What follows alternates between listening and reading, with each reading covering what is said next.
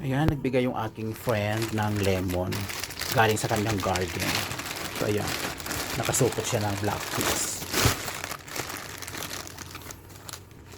Ito yung lemon, parang orange. Napakaasim nito. Ayan, wow. Ang sarap ang asim sa sausawan. Ayan. Ganito ang kanilang lemon sa garden. Buruburog cool, pero napakaasim. Parang ang sarap ng kainin dahil para siyang oranges, pero ito ay lemon. Yan, ang lalaki ng lemon. Ganyan kalaki ang lemon. See? Magbukas ako ng isa. Ayan, tingnan natin yung laman ng lemon. Parang nga siyang orange.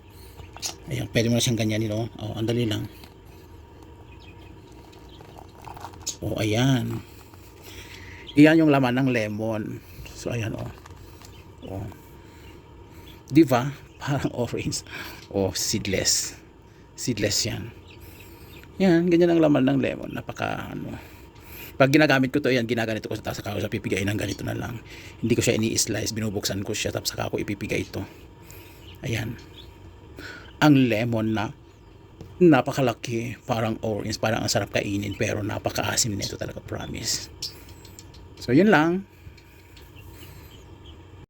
So, kainin natin itong lemon. Yan, itong lemon na napakaasim.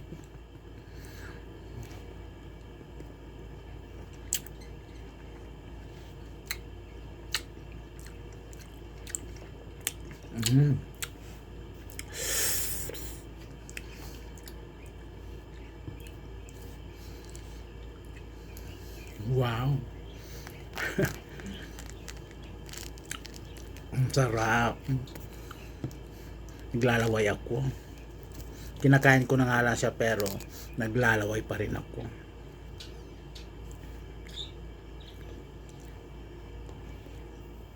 Mm.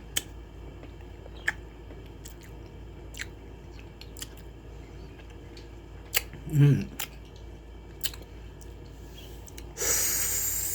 Mm.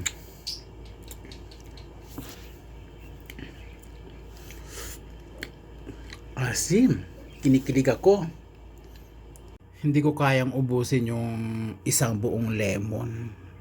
Ang asim over, di ba, oh, lalaki.